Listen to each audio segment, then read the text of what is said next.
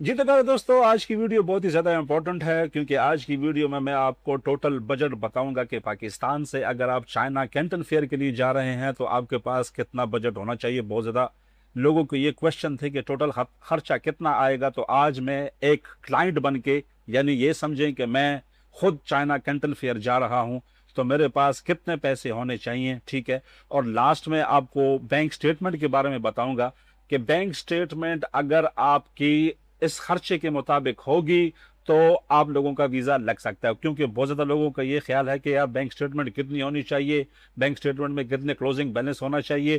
तो bank statement को लाजमी देखते हैं। बहुत ज़्यादा लोग बोलते हैं कि बैंक स्टेटमेंट की ज़रूरत नहीं है। अगर बैंक स्टेटमेंट की ज़रूरत नहीं है तो मेरे भाई आपका वीज़ा भी नहीं लगेगा। बैंक स्टेटमेंट होनी चाहिए क्योंकि वो उन्होंने साफ साफ बताया हुआ है कि डेली का $100 आपके पास होना चाहिए, तब जाके आपका वीज़ा लगेगा। अभी मैं खुद क्लाइंट हूँ। देखें, शुरू से करते हैं कि यार शुरू से क्या है। सिंपल, आपने आना है जेरी एम वीजा फीस फ्रॉम पाकिस्तान, ठीक है। क्योंकि सिर्फ और सिर्फ जेरी फीस लेता है वीजे की, यानी अपने सर्विसेज की। वो आपके डॉक्यूमेंट लेके जाता है यूएस चाइना एम्बेसी, और चाइना एम्बेसी से वापस लेकर आता है, आपको देता है। उसकी सर्विस फीस है वो है 13,200 रुपए, ठीक है। 13,200 रुपए फीस है। हालांकि चाइना का जो वीजा है पाकिस्तान के लिए उसकी कोई कॉस्ट नहीं है, जीरो। वीजा की कोई कॉस्ट नहीं है, 13,200। तो साथ साथ मैं इसको अपना बजट बनाना चाहता हूं 13,200, यानी कि आप भी बिल्कुल ऐसे करेंगे तो आपको समझ आ जाएगी कि टोटल कितना खर्चा है। 13,200 ये है, और अल्लाह करे कि आपका वीजा लग जाए। तो वीजा लगने के बाद देखें, यहां पर मैंने सर्च किया है कि Pakistan to China Guangzhou ticket price, ठीक है। तो यहाँ इसने मुझे बहुत सारी प्राइस बताई हैं, लेकिन मैं डायरेक्ट चला गया हूँ ये skyscanner.com.pk, ये एक वेबसाइट है। यहां पर जो है आप क्या कर सकते हैं, आप बता सकते हैं। फॉर एग्जाम्पल मैं अभी आपको ये बता देता हूं कि देखो वीजा की तारीख क्या है। ये फॉर एग्जाम्पल कैंटन फेयर है, ठीक है। 15 अक्टूबर से स्टार्ट हो रहा है, ठीक है, और 4 नवंबर पे खत्म होगा, ठीक है। तो फॉर एग्जाम्पल मेरा वीजा लगा और मैं जा रहा हूं सेकंड फेज में। आपने अपने हिसाब को देखना है कि आपका कौन सा फेज बनता है, उस हिसाब से आपने डेट को सिलेक्ट करना है। मैं अपने हिसाब से अपनी डेट को सिलेक्ट कर रहा हूं सेकंड फेज, यानी कि 22 अक्टूबर से मैं जाऊंगा और 28 अक्टूबर को वापस आऊंगा, ठीक है।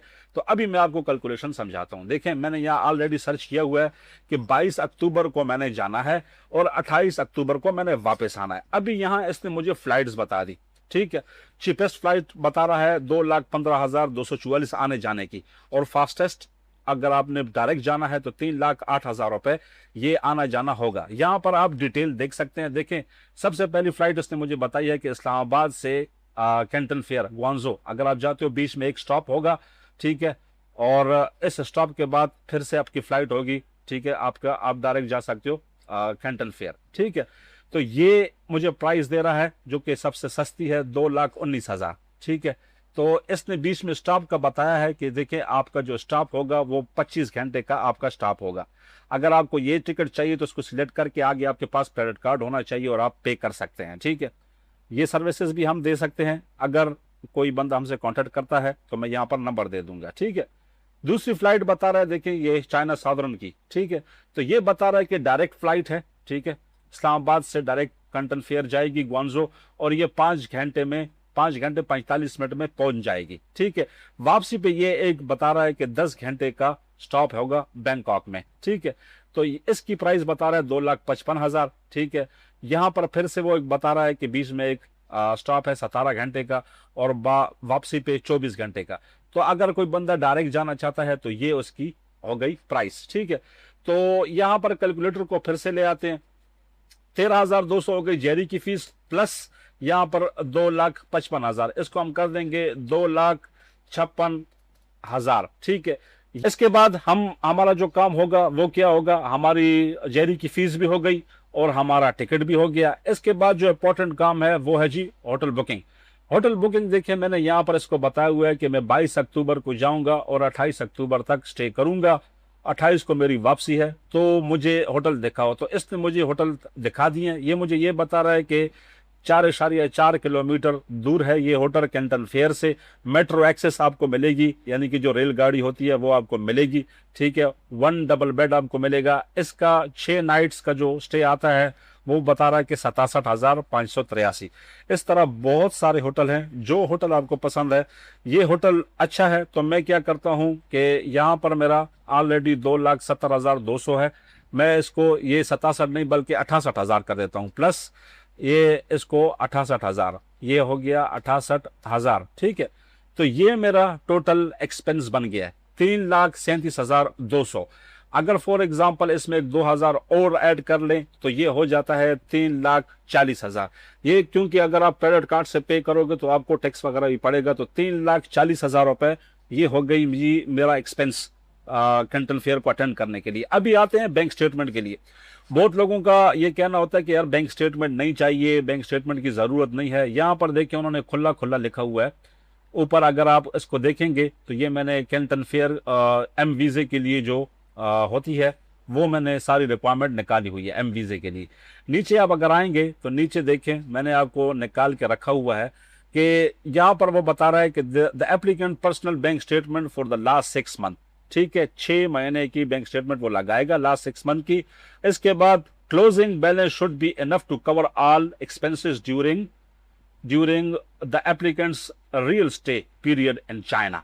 अभी आपका रियल स्टे कितना बन रहा है? आपका रियल स्टे बन रहा है कि यार 7 दिन का। ठीक है, 8 दिन लगा लें।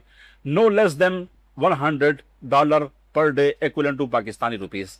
अभी बैंक स्टेटमेंट आपकी किस तरह होनी चाहिए? देखें, ये तो ऑलरेडी मेरी हो गया मेरा आने जाने का खर्चा 3,40,000। ठीक है, अभी मुझे 8 दिन वहां पे रहने हैं तो सिंपल सा तरीका है, 8 दिन का हो गया फॉर एग्जांपल 800, 10 दिन का लगाते हैं $1,000 टू PKR। ठीक है, तो ये हो गया 2,77,000। ठीक है, तो हम इसको कर लेते हैं प्लस 2,77,000। ठीक है, तो ये आपका होना चाहिए बैंक बैलेंस, यानी कि क्लोजिंग बैलेंस आपका 6.5 लाख रुपए तक होना चाहिए।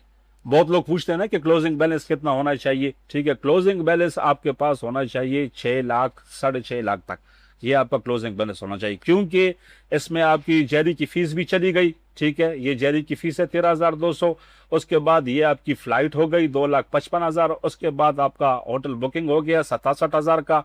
ठीक है, और यहाँ पर वो बता रहा है कि अगर आपने 10 दिन रुकना है, मैंने 10 दिन का हिसाब लगा लिया, तो $100 यानी कि $100 पर डे आपके पास होना चाहिए, खाने का, पीने का, मेट्रो का किराया या टैक्सी का किराया, तो $100 ये होना चाहिए। तो टोटल आपके सामने बजट आ गया है 6.5 लाख रुपए। मेरे भाइयों, 6.5 लाख रुपए आपको मैंने लमसम बता दिए कि ये होगा आपका खर्चा आने जाने का, कैंटन फेयर को अटेंड करने का, और 6.5 लाख की आपकी बैंक स्टेटमेंट मिनिमम होनी चाहिए। ठीक है, लगाने के लिए कि अगर वो कैलकुलेट करें तो उनको समझ भी आए कि बंदे के पास इतने पैसे हैं कि वो बंदा जाएगा और वापस आएगा। इसके बिना पे, इस बैंक स्टेटमेंट की बिना पे आपका वीजा लग सकता है। बाज लोग 2 लाख, बाज लोग 3 लाख, बाज लोग 4 लाख लगाते हैं, उससे वीजा रिफ्यूज होता है। ठीक है मेरे भाइयों, आई होप आपको समझ आई होगी। इंशाल्लाह फिर से हाजिर होंगे एक नई इंफॉर्मेशन के साथ, तब तक के लिए वसलाम।